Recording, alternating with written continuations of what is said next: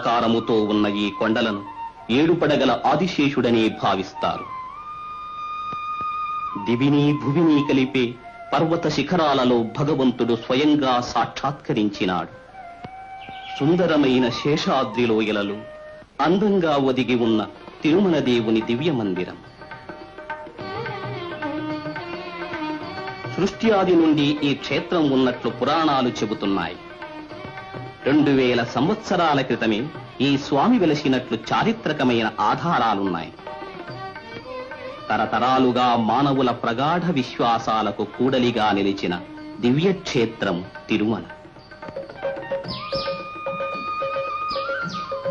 ప్రాచీన కాలంలో దుర్గమ అరణ్యాలతో నిండి ఉన్న తిరుమల ఈనాడు ఎంతో గమనయోగ్యంగా విలసిల్లింది. ఈ పుణ్యక్షేత్రాన్ని దర్శించడానికి మన దేశంలోని అన్ని ప్రదేశాల నుండి యాత్రికులు వస్తూ ఉంటారు. కాలం సాగే కొద్దీ తిరుమల దేవుని సుకరంగా సేవించుకోవడానికి అవకాశాలు ఏర్పడినవి. తిరుపతి భారతదేశంలోని ప్రధాన క్షేత్రాలలో ప్రముఖమైంది. కొన్ని శతాబ్దాల క్రితం చిన్న చిన్న గుంపులుగా సాగే జనం ఇప్పుడు తండోపతండాలుగా పెరిగిపోయింది.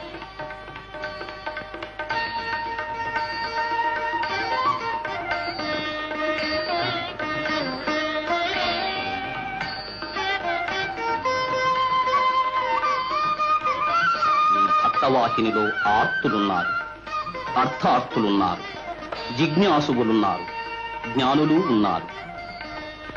పరమాత్ముని దృష్టిలో అందరూ సమానమే. భగవంతుని అనుగ్రహాన్ని ప్రతి ఒక్కరూ తమ శ్రద్ధాభక్తులకు తగినట్లుగా పొందుతారు. ఈ అనంత జనసందోహం భగవంతుని దర్శించాలనే కుతూహలంతో పరువళ్లు త్రొక్కుతున్నది.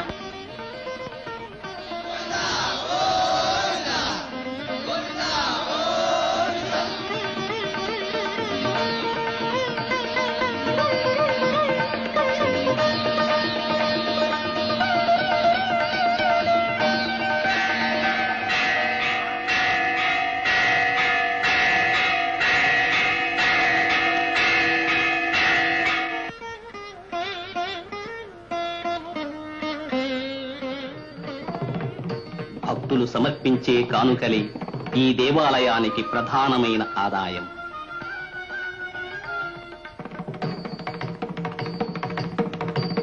వడ్డీ కాసుల వాని హుండీ మహిమలు అందరికీ తెలిసినవి.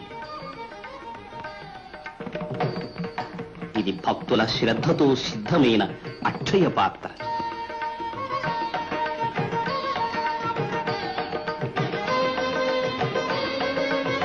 అనంతమైన ఈ సృష్టి భగవంతుని. తమకు సంప్రాప్తమైన దాన్ని భక్తులు భగవత్ప్రీతి కోసం సమర్పిస్తారు. భగవంతుడు ఆ ధనాన్ని భక్తుల కోసమే స్వీకరిస్తాడు.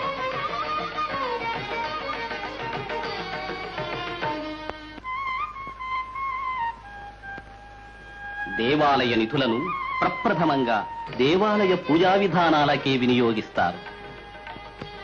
సంప్రదాయబద్ధంగా స్వామికి ఆర్జిత సేవలు, నిత్యోత్సవాలు, పక్షోత్సవాలు, మాసోత్సవాలు, సంవత్సరోత్సవాలు నిర్వహిస్తారు.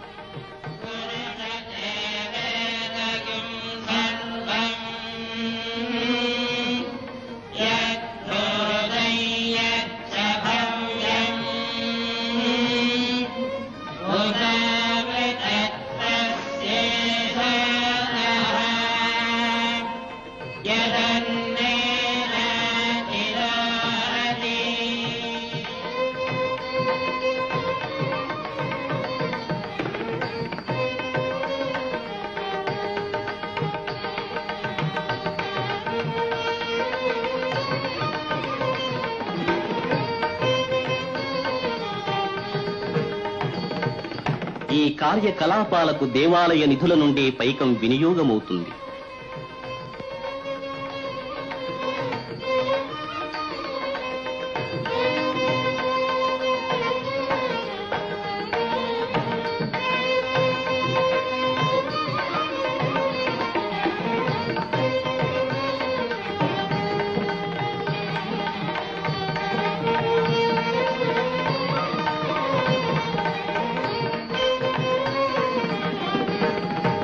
ఈ సేవా కైంకర్యాలకే కాదు, భగవంతుని సేవ కోసం వచ్చే భక్త కోటికి గృహవసతులు, భోజనాది